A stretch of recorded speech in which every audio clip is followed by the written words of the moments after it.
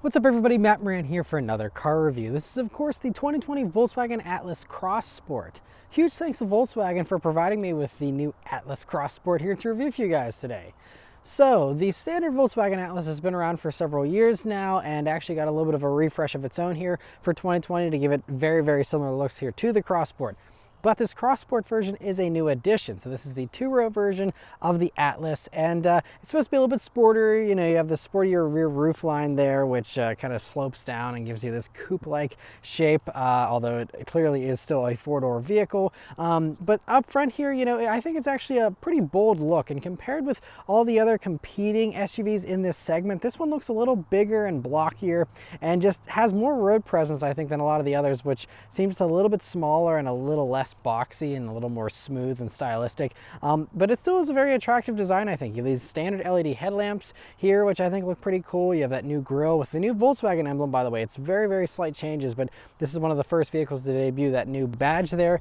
Also, this one is the standard looking version. This is the four-cylinder Cross Sport. Now with the V6, you have the option of getting the R-Line package, which gives you much sportier front and rear bumpers and sportier wheels, and I personally think that that's the better looking of the two. Unfortunately, you have to go up to the V6, which is more expensive in order to get this R-Line package. So here on the four-cylinder versions, you're stuck with this look, but I still think it looks pretty good, and you know, it's a little more understated for those who don't want something quite as bold as the R-Line styling. But you do still have, you know, 20-inch wheels here coming down to the side that are pretty nice and attractive, and again, that roof line is very dramatic, especially with how large those taillights are. That kind of accentuates the coupeness of this vehicle with those unique taillights there in the back. Otherwise, out back, it's an attractive design. I'm still not a big fan of the fake exhaust tips you have there in the lower part of the rear bumper.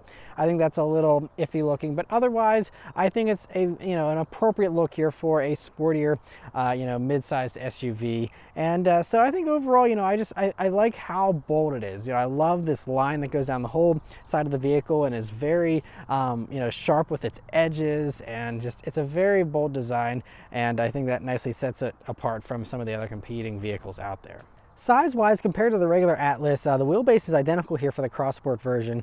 It is very similar. So you do have a couple inches less length here for this Cross Sport version, since you don't have to worry about that third row. But they didn't really make it much smaller because you still have a massive amount of space inside as well. All right, so let's start up and go for a drive. The Volkswagen key here you get with the Atlas. It's the same as any other Volkswagen, really. It's just got a few buttons on the back. It's kind of cheap and plasticky, but the nice thing about it is it's small. And with other keys getting really big these days, I like that it's at least small, so that's really nice. But of course, it's keyless access, keyless entry, and push button start. So you just leave the key in your pocket, hit the engine start button, and it starts right up. And if you're curious to hear about the interior in the Atlas Cross Sport here, my wife and I actually did a full in-depth interior review on this vehicle, so you can go watch that if you want to hear all our thoughts on the interior in the Atlas Cross Sport. Overall, it's competitive with this segment, but it's not super impressive or anything. It's pretty standard Volkswagen stuff. Nothing really unique about it, unfortunately, but overall, still not bad. All right, so setting off here in the Atlas Cross Sport.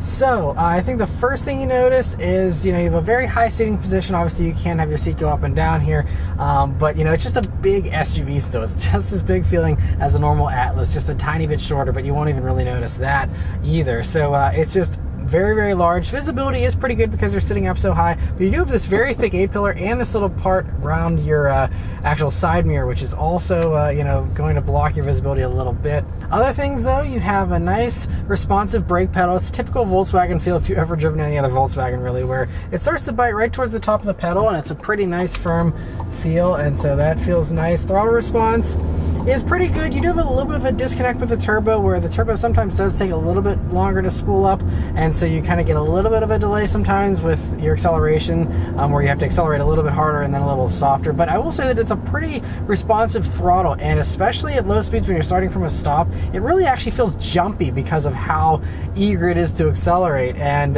feels pretty lively. Like, this engine just has so much torque, and it just wants to just take off. So it's actually kind of a fun feeling at around town low speeds. But now just cruising down a main road here, the Atlas is a really nice cruiser. So it adopts all the same stuff from the normal Atlas, and so it just means that you have a very, it's a little bit of a sportier ride because it does have a slightly firmer setup than what you get with some of the softer, cushier, large SUVs and stuff. But it really gives it this connected feel and makes it feel just a little more agile than some of the others. And so that feels great. You also just have, pretty light steering, which also gives this car an eager turn in and a very eager feel in that way as well. But wind noise is very subdued. You don't have really any road noise either. And so from a refinement level, I think the Volkswagen is a little bit better than some of the others in that regard, although they're all pretty refined in this large SUV class. Well, we're going to go ahead and put it into the sport mode here. And let's turn down onto this back road and see how it does. And here we go. A little bit of a delay. Then it picks up and moves very nicely. So it's kind of funny. There isn't a delay whenever you're just tipping in lightly, but whenever you stomp on it, it took a second or so, and then it finally figured out what I wanted to do, even in sport mode, which is a little disappointing. I would have liked it to be a little quicker reacting. But anyway, the Atlas Cross Sport here, it comes standard with this 2-liter 4-cylinder turbocharged engine. It has 235 horsepower, 258 pound-feet of torque. Now you can upgrade to the V6. That will run you an extra $1,600. So that is an option that will give you a higher towing rating of 5,000 pounds as well, versus the only 2,000 pounds you can tow here with the 4-cylinder. Now 0 to 60 times weren't given. It's not an official time, but it's somewhere probably in the low 8-second range for this 4-cylinder version. You would be able to get down into the 7s if you had the V6 most likely, but this one does have the 4Motion all-wheel drive system, which is also an additional $1,900 option, and so that allows you to have better traction than what you would get with the front-wheel drive version. But this engine setup is basically the same as what you get with like a GTI or something like that, so it feels pretty punchy. And I mean, you are moving a vehicle that is probably about 4,200 pounds, maybe 4,250. That also wasn't given, but they can range for the Cross Sports anywhere between 4,100, I'm assuming for a 4-cylinder front-wheel drive one, all the way up to about 4,400 for a V6 all-wheel drive. So this is probably somewhere in the middle there since we got the all-wheel drive. So obviously it's a lot more weight to haul around than a GTI, but you have a similar type of eagerness and punchy acceleration like you get with something like a GTI. But another little acceleration. See, it is more responsive at those lower speeds, so I think just kind of rolling into the gas is really how you get the best results out of the Atlas here. You are running an 8-speed automatic transmission, by the way, a traditional automatic here with the Atlas Cross Sport, and so it's the same as all the other Atlases. Works well enough. You don't have any kind of paddle shifters or anything like that. You can manually shift it here, but this 8-speed auto, it doesn't really respond well to manual shifts, so you're better off just leaving it automatic, flooring it, and letting it figure itself out. But on this rougher road, there still really isn't too much road noise here. It does a pretty good job, but we're coming up some corners here.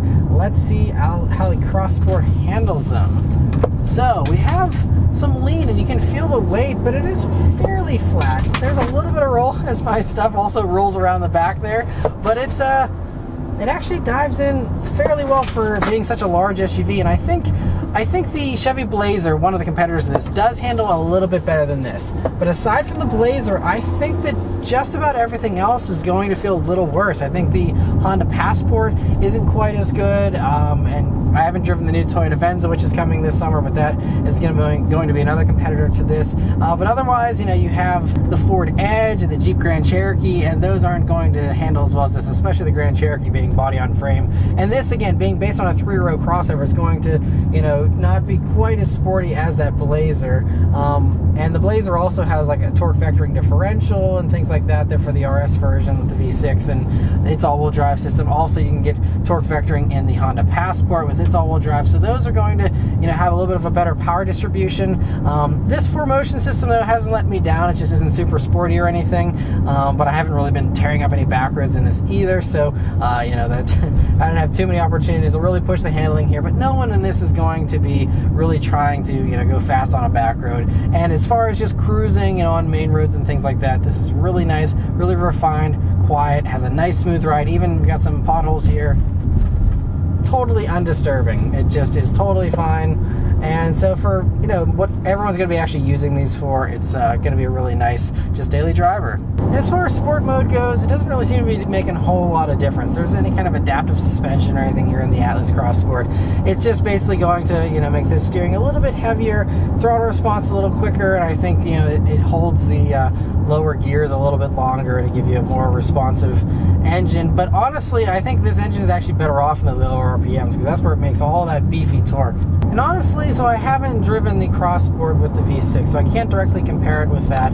But what I will say is that you don't get a whole lot more torque with the V6. It actually gives you 8 more pound-feet of torque, and it's going to make that torque at a higher RPM than what you get here with the turbo motor, which just kicks in so much earlier. And you know, also as far as the V6 goes, you only get about 40 extra horsepower as well, so it's not a massive difference. I mean, the 40 horsepower will be more noticeable whenever you're, you know, full throttle on the highway or something like that, where the turbo motor kind of runs out of steam a little bit. But honestly, I think, you know, unless you really want to have the higher towing rating, or you just, you know, want to have the V6 sound, which does sound better than this 4-cylinder, otherwise, you know, I don't know if I would really justify that extra expense. Now, also, you do have to jump up to the V6 if you want that sporty or R-line styling, so that is another thing that would, again, force you into that V6. But otherwise, you know, if you don't need any of that stuff, I think this 4-cylinder would be just fine. But now back in normal mode here, yeah, the Atlas is just a nice thing to live with. I've already driven this vehicle 136 miles now over the course of a week here, and it's a nice thing to cruise around in. I think, you know, it's nice to have the extra space. That's really, I think, where the Atlas shines above its competitors, is that you just have so much more back seat space than a lot of the others. You have such a larger hatch area than all the others, even with the sloped roofline here in the back. It still is just a massively long and wide space, and so all that kind of stuff makes it great for any kind of hauling of people or objects, whatever you want. This is going to, you know, be one of the larger and more usable crossovers, because the Atlas, the 3-row version on its own, is, you know, one of the largest in its segment, and so this kind of just builds on that. One thing here, my fuel economy in my time of driving here, I did about, I'd say maybe 30 to 35% of my driving on the highway. The rest was all city stop and go driving, which will drag down the fuel economy. But anyway, I ended up getting 20.4 mpg. So these are rated at 20 combined, so I'm getting that combined number, which I'm impressed with. It'll do 18 in the city and 23 on the highway. And usually I end up getting about 2 mpg less than even the city rating in a lot of the vehicles, so I didn't have high hopes. But especially once I started going on the highway, I really saw that average starting to rise. And again, 20 miles to the gallon isn't amazing, you know, nothing to really applaud, honestly. You know, large crossovers are, you know, still not very fuel efficient unless you go for some of the hybrid versions, like with the new Toyota Venza. That's going to be coming here in this size segment to give you, you know, the hybrid option here. Otherwise, everything else is basically gas V6 engines or 4-cylinders here. But, you know, I think at least you have the option of the 4-cylinder, so you can get a little bit better gas mileage. I'm sure if you had the V6, you'd probably get a little bit less. And so, you know, but for a vehicle this large, 20 is slightly better than what I guess you usually see. So, par for the course, nothing impressive, but nothing too bad either. Speaking of the regular Atlas, though, that's the last thing I have to mention is the pricing here in the Atlas Cross Sport. So it's $1,000 less than what you get with a normal Atlas.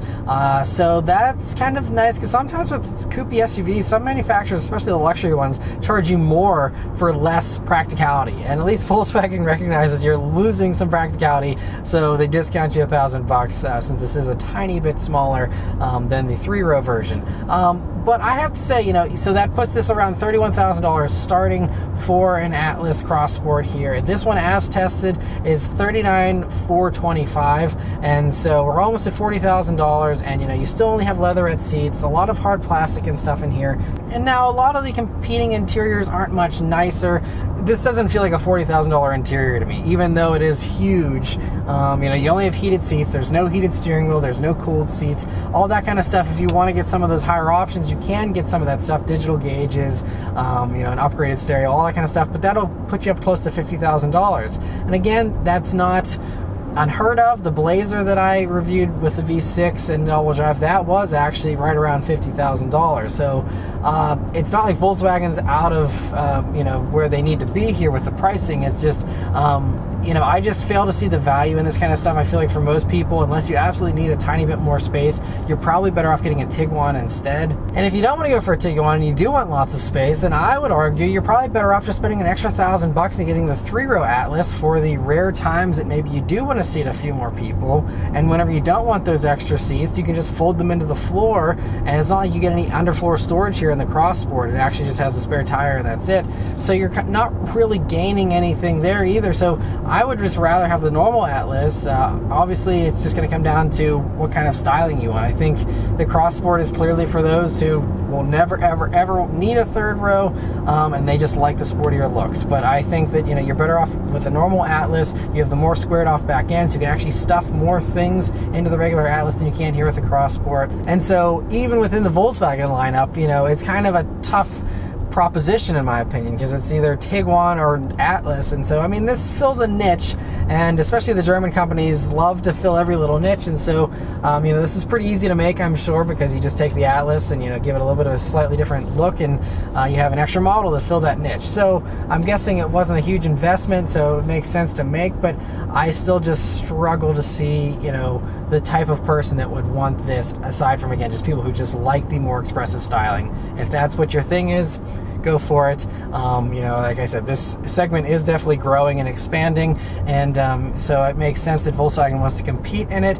And like I said, there's nothing wrong with the driving experience. I think it's a very nice driving and one of the best handling probably in this segment. But if it were me, I'd probably go for one of the slightly smaller crossovers, get a fully loaded version for a couple grand less than this, and have a lot more nice luxury features, and still have a ton of space like most crossovers do these days, and be just fine with that.